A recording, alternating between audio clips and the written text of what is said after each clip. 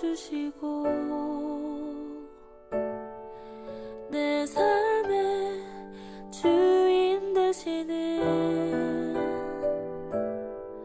내 맘의 노래 되시는 그는 크신 나의 예수님. 삶의 무게가 내 맘을 누르고 버티림 없는 시간을 지날 때 예수만 의지하는 삶 되기 원하네.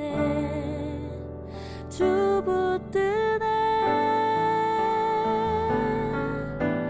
주님 시선을 거두지 않은 삶 주의 은혜로 감당케 하시네. 예수로 사는 인생 책임져 주시니 주께 맡기네.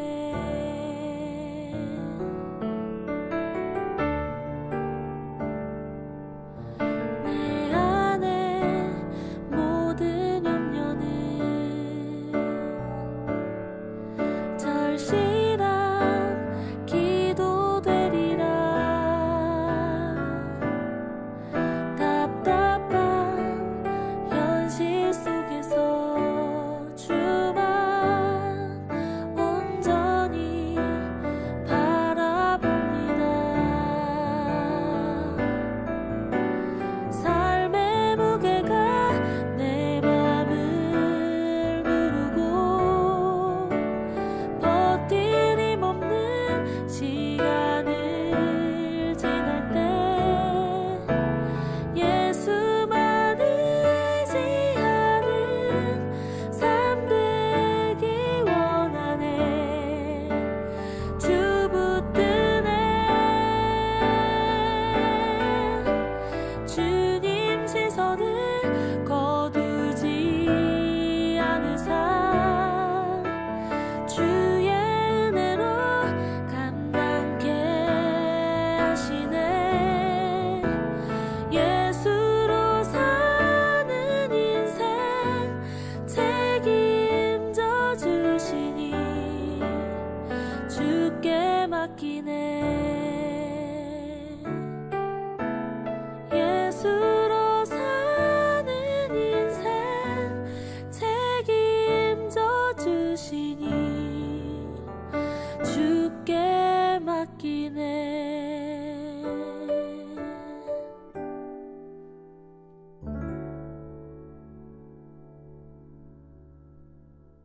디모데전서 2장 8절부터 15절까지 말씀.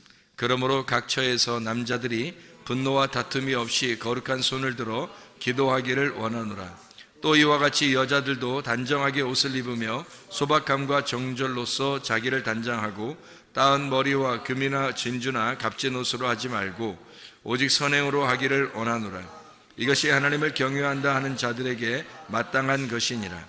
여자는 일체 순종함으로 조용히 배우라. 여자가 가르치는 것과 남자를 주관하는 것을 허락하지 아니하노니 오직 조용할지니라. 이는 아담이 먼저 지음을 받고 하와가 그 후며 아담이 속은 것이 아니고 여자가 속아 죄에 빠졌습니다. 그러나 여자들이 만일 성숙함으로써 믿음과 사랑과 거룩함에 거하면 그의 해산함으로 구원을 얻으리라. 아멘. 여기에 보면 남자들은 거룩한 손을 들어서 기도하기를 원한다, 그렇게 이야기를 했습니다. 기도를 위해서 어떻게 해야 되는가? 손을 들어서 거룩한 손을 들어서 기도하기를 원한다 그랬으니까, 손을 든다는 것은 뭐예요? 항복한다는 말 아니에요. 무릎을 꿇는다는 것은 복종한다는 말이고, 기도를 위해서 어떤 삶이 우리가 필요하냐면 무덤에 들어가는 삶이 필요한 거예요. 무덤에 들어가는 삶. 사람이 아기가 이렇게 낳잖아요. 아기 나면 아기가 처음에 어디로 들어가요? 아기가 뱃속에 들어가요. 애기가 잉태됐다 이 말이에요. 그럼 그 안에서 몇 달 동안 훈련을 받아요. 10달 동안 훈련을 받아요. 애기가 태어났네. 태어나면 가만히 있어요? 아니면은 유치원도 들어가고 학교도 들어가요? 유치원도 들어가고 학교도 들어가요. 뭐 하는 거예요 거기서? 훈련 받는 거예요. 이 세상에서 훈련을 받는 거라고. 그리고 이제 이렇게 살다 학교도 가고 이렇게 살다 보면 남자들 같은 경우는 어디 또 가요? 군대도 가요. 군대도 가요. 남자나 여자나 이제 좀 크게 되면 뭐 이제 둘이 어떻게 해요? 결혼도 하고 그래요. 이게 다 뭐 하는 거예요, 이게? 왜 이런 과정들을 다 이렇게 둔 거야? 그 다 훈련하라 그러는 거예요. 서로를 훈련하려고 그렇게 하는 거거든요. 그러면 결혼도 하고 또 교회도 나와요, 또. 교회 뭐 이렇게 어릴 때부터 교회 다니는 사람들 있고 나이 먹어서 교회 나오는 사람들도 있고 교회도 나와요. 교회 뭐 하는 거예요, 교회에서? 훈련하는 거예요. 이렇게 훈련한다고 이렇게. 그러다가 이제 우리가 살다가 또 나중에 어떻게 돼? 나이가 먹고 아니면 뭐 이렇게 늙고 그러면은 죽어요. 죽으면 어떻게 끝나는 거예요? 아니면 진짜 무덤에 들어가는 거예요? 진짜 무덤에 들어가는 거예요. 그게 이제 뭐 하러 들어가는 거예요? 훈련하러 들어가는 거예요. 그러니까 우리가 사실은 다 모든 이 태어나면서 죽는 때까지의 어떤 과정이 다 훈련이에요. 훈련.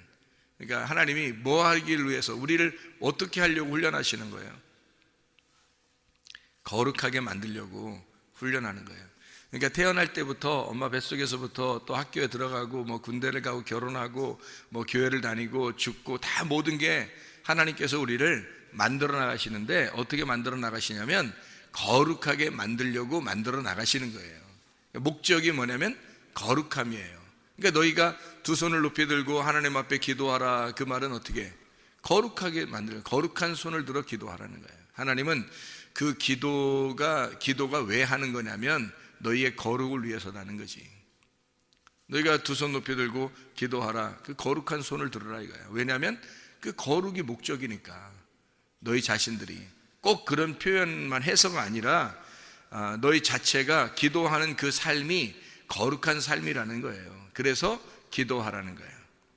두 손을 높이 들고 무릎을 꿇고 기도하는 것은 우리의 태도가 하나님 앞에 바르게 정결한 태도가 되는 거죠. 하나님 우리를 보실 때 겸손한 태도를 갖고 하나님 앞에 기도하는 것이다. 하나님께 복종하겠습니다. 하나님께 항복하겠습니다. 하고 하나님의 그 거룩한 목적에 내가 순종하겠습니다. 그러면서 기도하는 거죠. 그러니까 이런 기도를 통해서 이렇게 살게 되면 하나님께서 우리를 정결한 그 신부로서 만들어 주시겠죠, 그죠? 자, 이 세상에서 정결한 처녀가 누가 있을까? 이 세상에서 이제까지 성경에서 중에서 가장 정결한 처녀가 누굴까요? 성경에서 처녀 중에 가장 정결한 처녀가 누굴까? 마리아겠죠? 왜 마리아가 정결한 처녀예요? 마리아가 가장 정결한 처녀예요. 왜 정결한 처녀냐면 예수님을 잉태했잖아요. 예수님을 임신했잖아. 그러니까 예수님을 임신한 게 뭐 그렇게 정결한 처녀예요? 그게? 왜 그러지? 이런 말 들어봤어요? 왜 그 여자가 건강이 안 좋으면 아기를 낳으면 여자가 갑자기 건강해질 수 있다 뭐 이런 얘기도 들어봤죠. 근데 이게 성경적으로 어떤 이야기냐면 예수님이 마리아 뱃속에 잉태가 됐단 말이에요. 성령에 의해서 잉태가 됐단 말이에요. 그러면 예수님이 들어온 것은 결국에는 누구의 씨예요? 성령님의 씨죠. 성령님에 의해서 아기가 잉태가 됐으니까 성령님의 씨란 말이에요. 그러니까 마리아는 여자고 성령님은 이제 남성이라는 거지. 하나님은 남성이고 이 남자가 자기의 씨를 여자에게 준 거잖아요. 여자가 이제 예수님을 잉태했단 말이에요. 이 세상에서 가장 정결한 처녀가 마리아. 왜 마리아가 가장 정결한 처녀인지 생각을 해보세요, 여러분. 이 마리아는 죄인이에요, 아니에요? 죄인이죠. 마리아도 죄인이에요. 그러니까 예수님이 마리아에게 잉태된다는 것은 말씀이 육신 안에 잉태된다, 그런 말이 마찬가지죠. 말씀이 육신을 입고 왔다. 그래서 예수님이 마리아를 입고 들어온 거죠. 그러면 이제 마리아가 옷과 같은 거고 예수님이 그 옷을 입은 거지. 마리아 뱃속에 들어가서. 근데 이 배가 원래 마리아의 배는 더럽죠. 마리아의 배는 원래 정결하지 못하단 말이에요. 근데 예수님이 이 세상에서 하나님이니까 하나님의 아들이 이 마리아라고 하는 여자의 배를 갖다가 뱃속에 들어갔단 말이에요. 거기에서 10달 동안 이게 가득 찼단 말이에요. 가득 차가지고 여기 충만했다고요. 그죠? 여기에 충만해서 여기 배를 갖다가 어떻게 예수님이 들어갔으니까 원래 배 그냥 마리아 배는 정결하지 못하지, 더럽지. 그런데 예수님이 배에 들어가서 10달 동안 꽉 차니까 어떻게 돼? 배가 정결해지는 거죠. 하나님이 들어가 있는데 생각해봐요. 그러니까 이 여자만큼 정결한 사람이 없다. 왜? 예수님을 잉태했으니까. 예수님이 이 배 속에 들어가서 이 더러운 배를 다 청소하고 예수님이 나오시는 거죠. 그러니까 우리 인간들은 인간 스스로는 아무도 정결한 사람이 없어요. 근데 유독 마리아라는 이 여자한테 예수님이 들어가서 그 배를 청소하고 나오셨다고요. 그 자신이 마리아 뱃속에 들어가서 완전히 꽉 차서 충만했다가 나오셨으니까 그 여자의 배를 완전히 깨끗하게 만들어버렸다고요. 그러니 이 여자만큼 정결한 사람은 없는 거죠. 그러니까 예수를 잉태하고 예수를 해산했다는 것은 그 자체가 거룩한 것이고 축복이라는 거죠. 마리아만큼 정결한 사람이 없다. 그래서 디모데전서 2장 15절에 해산함으로 너희가 구원을 얻을 것이다. 여자들이 만일 정숙함으로써 믿음과 사랑과 거룩함에 거하면 그의 해산함으로 구원을 얻게 될 것이다. 아들을 잉태하고 출산하는 역사죠. 그럼 이 아들을 잉태하고 출산하면은 크게 변화되는 게 하나 있는데 엄마와 아기가 함께 먹고 마신다는 거죠. 그게 큰 변화예요. 원래는 엄마는 엄마, 아들은 아들 이렇게 나오면 이게 엄마는 엄마대로 먹고 아들은 아들대로 먹겠죠. 그런데 이 엄마가 이 아기가 뱃속에 엄마 뱃속에 들어가면은 엄마가 먹는 게 아기가 먹는 거라고요. 그죠? 그리고 엄마가 먹는 식성이 완전히 바뀌어 버려요. 왜? 아기가 먹는 것을 엄마가 먹게 돼 있는 거니까. 그러니까 아기가 먹는 걸 엄마가 먹고 엄마가 먹는 걸 아기가 다시 또 먹는 거란 말이에요. 참 희한한 원리죠. 성경에 보면. 그러니까 우리가 하나님의 아들을 잉태하게 되면 요한계시록 3장 20절의 말씀처럼 하나님의 아들이 나에게 먹을 걸 제공하고 내가 하나님의 아들에게 먹을 걸 제공해서 함께 먹는다는 말이 요한계시록 3장 20절에 나오는 거지. 그래서 그걸 교회라고 그러고 그거를 천국이라 그렇게 말하는 거예요. 하나님의 나라는 함께 먹는 것이다. 이거를 예배, 함께 먹는 것을 예배라 그렇게 표현하는 거죠. 함께 먹여주는 거죠. 그걸 예배라 그렇게 말해요. 그럼 우리가 가장 중요한 게 뭐냐면 이 속에서 배에 하나님의 아들이 잉태가 되느냐, 이게 중요한 거죠. 하나님의 이 우리의 배에서 이 생수의 강이 흘러나오듯이 이 배에 하나님의 그 아들이 잉태가 되면 모든 건 완성되는 거거든요. 근데 잉태된 사실을 사람들이 잘 몰라요. 우리의 뱃속에 하나님의 씨가 뿌려졌는지 안 뿌려졌는지 사람들이 쉽게 깨닫질 못한다고요. 왜 깨닫질 못하는가? 금방 알면 좋잖아요. 야, 진짜 하나님의 씨가 우리 안에 임했구나, 우리 안에 지금 씨가 심어졌구나, 이거를 정확하게 알면은 얼마나 좋겠어요. 그런데 대부분의 사람들이 그거를 잘 모른다고요. 그럼 이 과정을 어떻게 하면 알 수가 있느냐는 거죠. 어떻게 하면? 여러분, 어떤 과정을 통해야 이거를 알 수 있겠어요? 어떤 과정을 통하면 하나님의 아들이 내 속에 씨를 심었구나, 내 속에 잉태가 되었구나, 이제 해산하는 고통만, 이 해산의 고통을 통해서 내가 진짜 구원을 받겠구나 라고 하는 것을 어떻게, 어떤 과정을 통해서 알 수 있을까? 이게 아기가 있다는 사실을, 하나님의 아들이 우리 속에 들어왔다는 사실을 어떤 과정을 통해서 알 수 있을까? 회개하는 과정을 통해서 알 수 있어요. 회개하는 과정이 안 되면 이게 이해를 못 해요. 자기 속에 들어와 있는지를 씨는 분명히 떨어졌는데 이게 씨가 있는지 확인을 해야 되려면 반드시 회개가 필요하다고요. 그래서 그 회개하는 것은 거룩한 손을 들어 하나님 앞에 기도할 때 그걸 아는 거예요. 거룩한 손을 들어 하나님 앞에 기도하는 자에게 하나님은 그가 예수 하나님의 아들이 잉태가 됐구나 라고 하는 것을 그때 알 수 있다는 거지. 그러면 예수님의 제자들한테도 그런 일이 일어났는지 한번 생각해 봐요, 여러분이. 하나님의 아들이 속에 진짜 내 속에 들어왔구나라는 것을 언제 그들이 깨달았을까? 언제? 오순절날 깨달았단 말이에요. 오순절날 사도행전 그 2장에 보면 1절부터 4절에 하나님의 성령이 막 이렇게 임한단 말이에요. 막 성령이 막 충만하게 그때 임해가지고 막 안다고 해요, 사람들이. 막 성령 충만하게 임하니까 그들이 그때 성령의 충만함을 깨달았단 말이에요, 이렇게. 그런데 그날 성령 받았나요? 여러분 생각해봐. 그날 성령 받았냐고? 아니라고. 그날 성령 받은 게 아니라 사실은 요한복음 20장 22절에 성령을 받았다고요. 그거 잘 생각해 보라고. 그러니까 요한복음 20장 22절에 하나님의 생기가 들어왔어요. 그게 창세기 2장 7절에 나와 있는 하나님이 흙으로 사람을 만들고 하나님이 생기를 불어넣어 주신 거. 이래서 이제 사람이 살아있는 혼이 됐잖아요. 그게 창세기 2장 7절이잖아.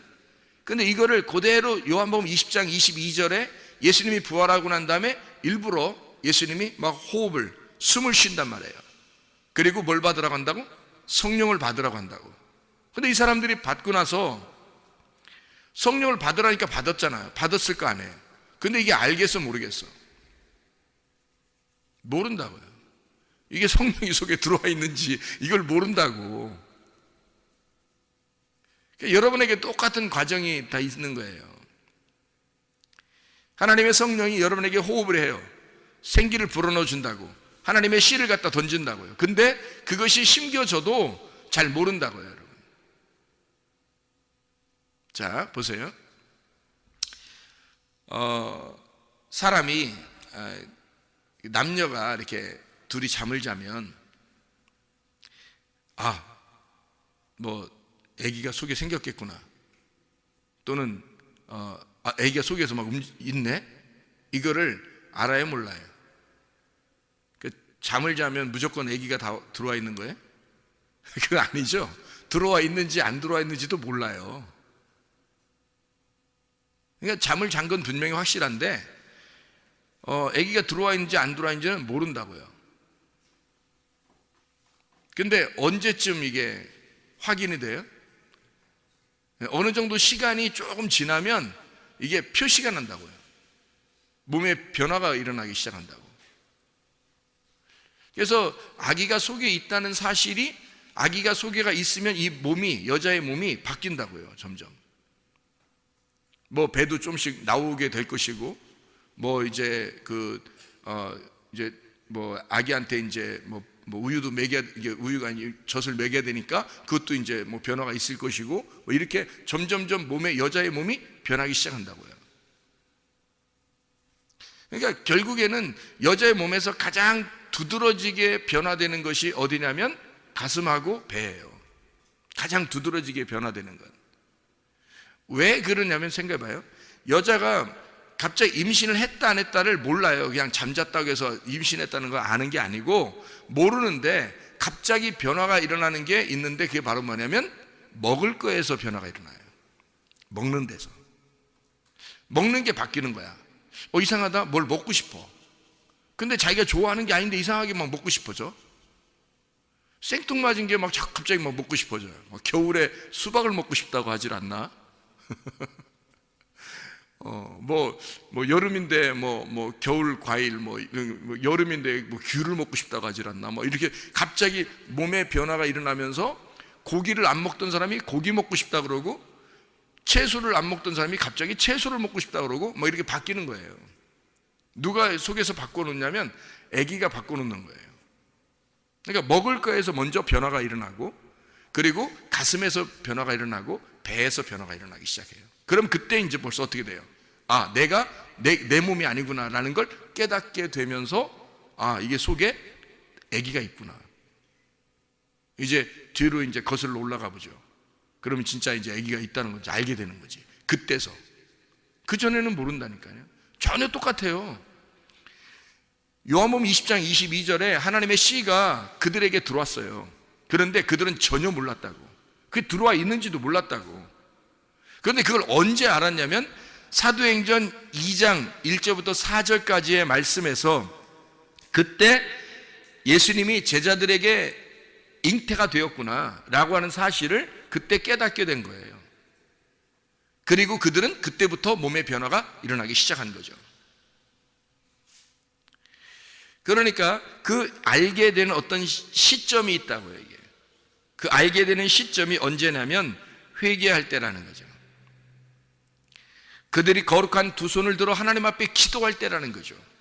하나님의 말씀을 여러분이 들었다고 해서 다 그냥 속에서 임신했다는 사실을 여러분이 깨닫는 게 아니라 잘 몰라요. 말씀이 떨어지는데도 몰라요. 그런데 어느 날 여러분이 그 말씀 붙들고 기도하는데 하나님의 역사가 일어나기 시작하고 속에서 변화가 일어나기 시작한다는 거죠. 하나님의 아들이 여러분을 주관하기 시작한다는 거죠. 여러분을 통치하기 시작하는 거예요. 주인이 바뀌기 시작하는 거예요. 점점 바뀌기 시작하는 거야. 내가 내 뜻대로 막 살려고 했었는데 이상하게 그게 잘 안 되는 거예요. 어느 날부터 자꾸 교회 중심으로 바뀌는 거예요. 사람이 어느 날부터 말씀 중심으로 사람이 바뀌기 시작하는 거예요. 어느 날부터 하나님 중심으로 말씀이 막 이 속에 변화가 막 신호하기 시작하는 거예요. 자기도 모르게. 이게 임신했다고 하는 사실을 깨닫는 순간이라면 이상하다. 내 몸에 변화가 일어나네. 내 마음에 변화가 일어나네. 내 생각에 변화가 일어나네. 언제로 거슬러 올라가 보니까 하나님의 씨가 떨어진 그 말씀을 붙들고 기도한 시점이 있더라는 거죠. 그때부터 하나님의 역사가 우리의 속에서 일어나기 시작한다는 겁니다. 확인하게 되는 거죠. 하나님의 성령이 그냥 들어왔다가 그냥 아무것도 모르게 가만히 있는 게 아니라 어느 날 사람을 갖다가 확인을 시킨다고요. 씨가 들어와 있다고 하는 사실을 어느 날 시간이 되면 이게 확인이 된다고. 근데 내내 그냥 똑같아. 씨가 들어왔는 것 같은데 내내 똑같아. 그럼 어떻게 될까요, 이 사람? 씨가 들어온 줄 착각한 거죠. 임신 안 된 거죠. 그러니까 성경에서는 우리에게 잉태하는 그 고통을 통해서 출산의, 해산의 고통이 나오는 거예요. 잉태가 돼야 해산이 나오는 거지. 하나님의 아들이 내 속에 잉태가 돼야 하나님의 아들이 출산이 되죠. 하나님의 아들이 출산하면 이 여자가 어떻게 되는 줄 알아요? 완전해지는 거예요. 거룩한 여자가 되는 거예요. 왜? 나는 부정했는데 하나님의 씨가 내 속에 들어와서 나를 정결하게 내 배를 싹 훑어서 내 배를 다 청소해서 나오게 되니까. 그러니까 나는 정결한 배가 되는 거죠. 하나님의 성령이 내 속에서 주관하는 정결한 배가 되는 거라고. 그러니까 정결한 사람이 되는 거예요. 그러니까 마리아가 되는 거지. 한마디로 순결한 그 정결한 마리아가 되는 거죠. 하나님 앞에. 그러니까 이 씨를 전달받는 자가 누구냐? 여자예요. 땅입니다. 그죠? 씨를 전달하는 자는 남자예요. 예수님이에요. 그러니까 땅인 나에게 예수님이, 하나님의 성령이 우리에게 씨를 전달해서 그것을 물론 씨를 전달해 주는데 그걸 아느냐 이거야. 모른다는 거지. 자기가 모르고 있다가 이것이 어느 날 드러나게 된다는 거예요. 이 씨를 가졌다고 하는 사실을 드러나게 된다. 그러니까 뭐만 우리에게 씨를 이렇게 맺냐면, 씨라는 게 이 땅에 있는 씨도 있고 하늘의 씨가 있어요. 땅에 있는 씨는 하늘의 열매를 맺을 수가 없어요. 그래서 하늘의 씨만 이 땅에 내려와서 하늘의 열매를 맺는다고. 그게 진리의 말씀이라고요. 진리의 말씀이 여러분에게 떨어져서 다른 것들도 내가 뭐 말씀 많이 듣고 나 뭐 했는데, 그런 씨는 열매 맺는 게 아니라고요. 그거는 아무리 많이 받아도 그건 이스마엘의 그 사람들밖에 되지 않는다고요. 짐승의 씨밖에 되지 않는다고.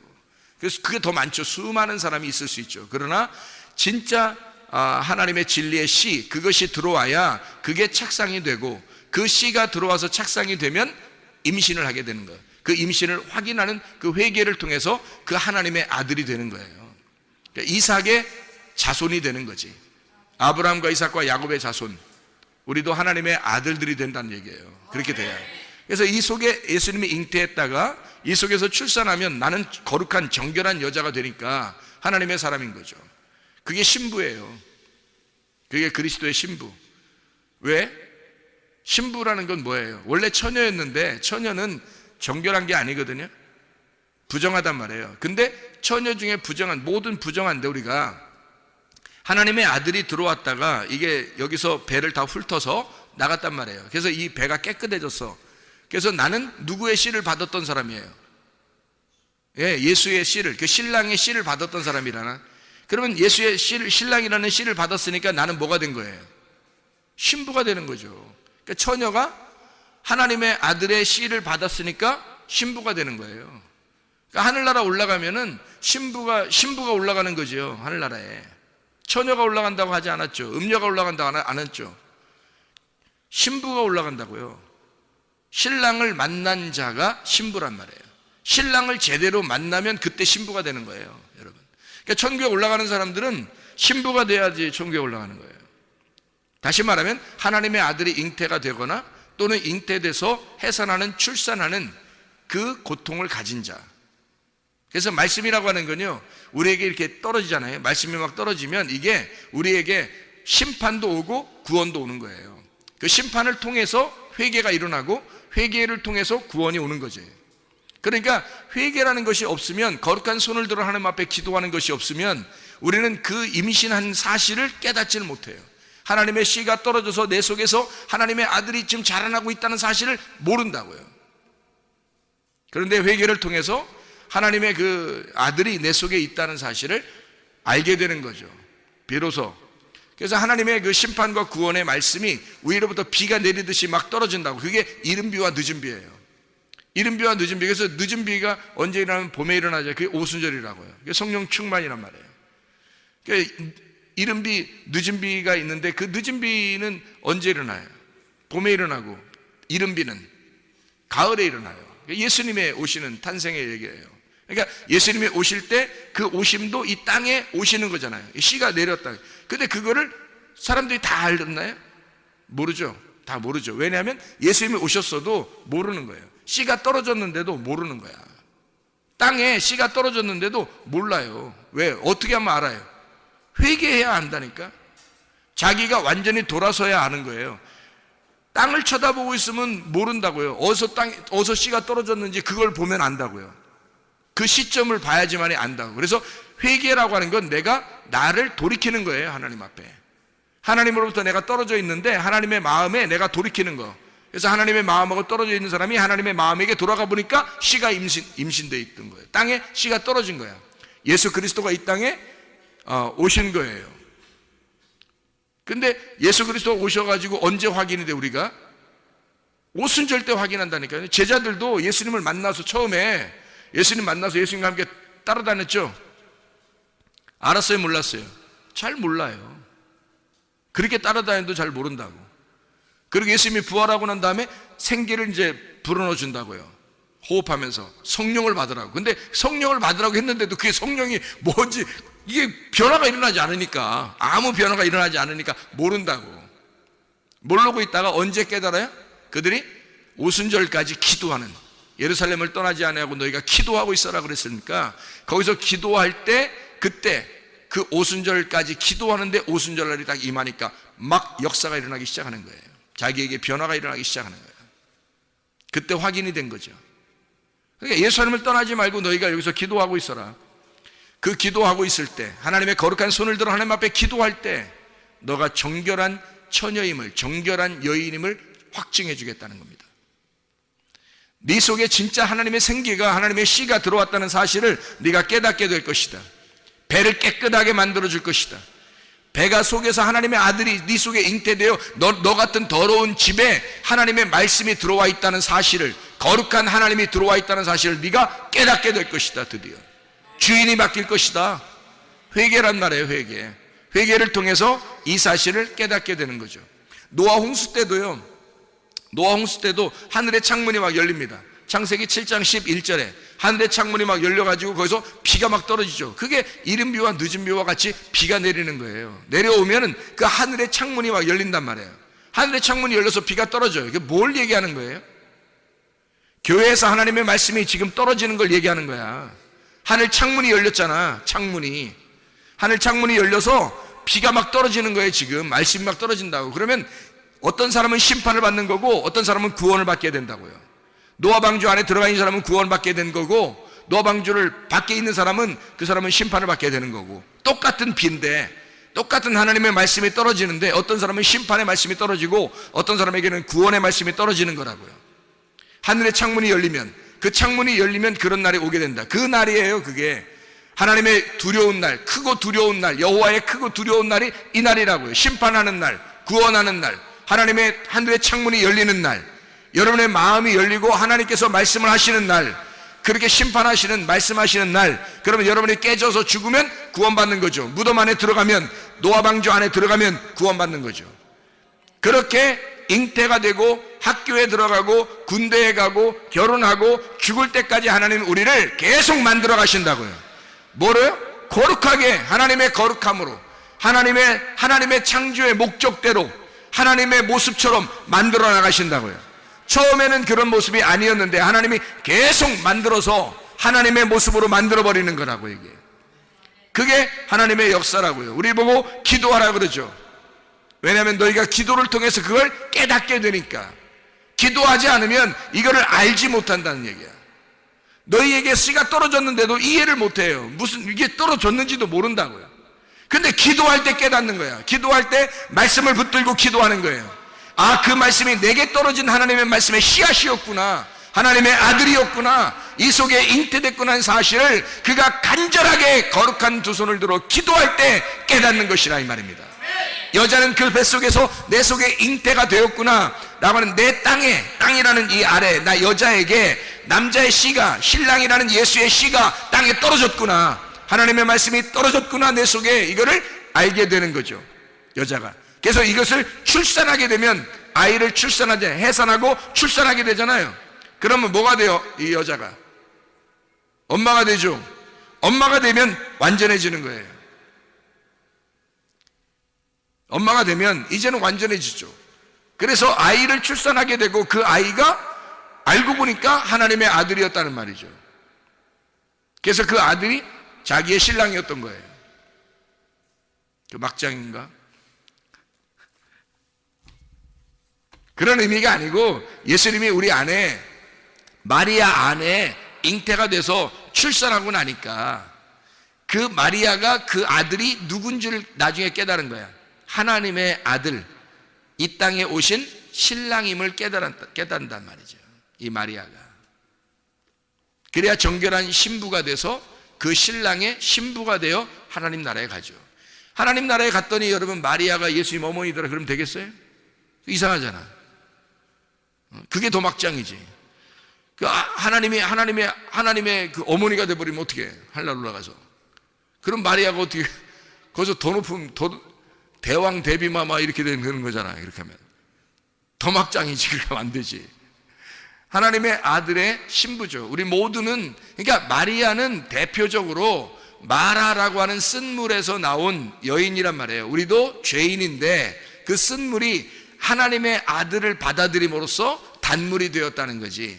나라는 마리아를 싹 다 끌어내니까, 나라는 배를 싹 다 끌어내, 쓴물을 다 끌어내니까 이 속이 달아졌더라, 이 속이 깨끗해졌더라, 그 말이죠. 그래서 정결한 신부가 되었다, 이 말이죠. 하나님의 그 아들, 그 신랑의 신부가 되는 준비가 되었다, 그 말이에요. 그러니까 정결한 사람이라 그러지. 여기서 무슨 말인지 알겠어요? 디모데전서 2장 15절에 여자들이 만일 정숙함으로써 믿음과 사랑과 거룩함에 거하면 그의 해산함으로 구원을 얻을 것이다. 구원을 얻는 게 뭐예요? 하나님의 아들의 신부가 되는 거예요. 그게 구원이라고. 하나님 나라에 가는 게 구원이라고요. 하나님의 나라에 사는 게 구원이라고요. 그러니까 하나님의 나라를 우리가 지금 살지 못하면 여전히 괴로운 거죠. 염려와 근심과 원망과 불평이 계속 끊이지 않는 곳이 땅이니까 땅에 우리 그 땅 자체는 아니라고. 씨를 받지 못하면 이거는 땅은 어둠이라고요. 근데 씨를 받아, 빛이라고 하는 씨를 받으니까, 하나님이라고 하는 씨를 받으니까 땅이 바뀌는 거죠. 그 씨가 땅을 바꿔버리는 거예요. 그래서 좋은 밭을 만들어 땅에 보화가 심겨지면 그 땅 자체가 값어치 있는 땅이 되는 거죠. 보화 때문에, 보화가 심겨지니까, 씨가 심겨지니까 그 밭이 귀한 밭이 되는 거지. 비싼 밭이 되는 거지. 보화가 안 심어졌어요. 그냥 땅은 땅이에요. 어둠이고 아무것도 아니에요. 값어치가 없어요. 그런데 씨가 심겨졌어. 보화가 심겨졌어요. 그 땅은 귀한 밭이 되는 거죠. 비싼 땅이 되는 겁니다. 하나님의 그 말씀이 우리의 속에 들어와서 우리의 속에 하나님의 아들이 잉태, 착상이 되고, 그리고 그 속에서 거룩한 아들이 자라나게 되면 우리는 이제 하나님의 아들이 되는 거예요. 그 사실을 언제 깨닫는가? 오순절 때 깨닫는다. 오순절 때 깨닫는다는 말은 뭐라? 기도할 때, 거룩한 두 손을 들어 기도할 때 깨닫게 된다. 그거를 깨닫게 되면 하나님의 아들이 내 속에 있음을 알게 되니까 하나님의 아들 중심으로 살게 되는 거죠. 그러면 이게 천국이란 말이에요. 여러분, 이 땅에 살면서도 천국 살아야지. 그리고 천국 살다가 천국을 가야 될 거 아니에요. 그 천국이라는 나라가 어느 나라예요? 하나님의 아들의 나라예요. 하나님의 사랑의 아들의 나라. 그게 천국이라고. 그럼 그 아들과 함께 있어야 가는 거죠. 그 아들이 있다는 사실을 내가 깨달으면 담대할 것이고, 아들이 속에 있다는 사실을 깨닫지 못하면 불안할 거란 말이죠. 그 하나님이 우리에게 주시는 영은 두려워하는 영이 아니라는 거잖아. 그죠? 하나님의 아들이 오시는 그 하나님의 아들의 그 영은 두려워하는 영이 아니에요. 능력과 사랑과 절제하는 영이죠. 하나님 우리를 통치하시고 컨트롤하는 하나님의 계획, 그런 영이란 말이에요. 두려워하는 영이 아니라고요. 그러니까 세상에 어떠한 일이 벌어져도 하나님의 아들이 내 속에서 착상이 되고 그 속에서 하나님의 아들이 자라나기 시작하면, 그 사실을 깨닫게만 되면, 언제? 오순절에. 여러분의 속에 오순절이 임해야 된다고. 하나님의 그 오순절이, 왜냐하면 하나님의 말씀이 예수님이 호흡을 해서 딱 호흡을 했는데 그냥 생기가 들어왔다고 그냥 다 아는 게 아니라니까. 그날 아는 게 아니에요. 요한복음 20장 22절에 보면 그때부터 사도행전 2장에 있는 때까지 기간이 남아있어요. 그때까지는 몰랐다고, 제자들이. 그 자기들 속에 뭐가 있는지 확인을 못했다고요. 근데 사도행전 2장이 딱 되니까 하나님의 성령이 막 역사하심을 깨달았다고요. 그때. 그날 확실히 자기 속에 하나님의 아들이 있다는 사실을 깨닫게 된. 그러니까 담대하지. 이제 그때부터 하나님의 아들이 나와 함께 있구나라는 걸 담대하게 되죠. 하나님의 그때 예수가 내게 호흡을 주신 그 말씀이 내 속에 하나님의 아들이 잉태된 하나님의 아들과 내가 함께 있구나라는 그 사실을 깨닫게 된 거죠. 그날 오순절날 깨닫게 된 것입니다. 뭐 할 때? 거룩한 두 손을 들어 기도할 때 이 사람이 깨닫게 된다는 거지. 그런 담대함으로 살아가야 이 땅 사는 주님 오실 때까지, 우리가 재림하는 그 주님 오실 때까지 계속해서 우리가 담대한 마음으로 살아갈 수 있는 것은 오순절을 경험한 사람들만이 그때 주님을 담대하게 살다가 주님 만나게 되는 것입니다. 오순절이 여러분 속에 임하시기를 바랍니다. 기도하겠습니다. 우리 하나님 아버지 사랑과 은혜를 감사합니다. 하나님, 예수 그리스도의 말씀이 늘 우리에게 떨어지지만, 그 씨가 늘 떨어지지만, 그 생기가 늘 우리에게 들어오지만, 하나님의 아들이 늘 우리에게 들어와 계시지만, 그러나 우리가 깨닫지를 못하고 있을 때가 얼마나 많은지 모릅니다. 하나님, 오순절이, 하나님의 성령의 오순절이 우리에게 임하게 하셔서 하나님의 성령으로 충만한 시간들을 살다가 주님 만나게 도와 주시옵소서. 예수 그리스도 주님을 경험하다가 주님 만나게 도와 주시옵소서. 천국을 살다가 주님 만나게 도와 주시옵소서. 예수 그리스도 존귀하신 이름 받들어 기도 올리옵나이다. 아멘.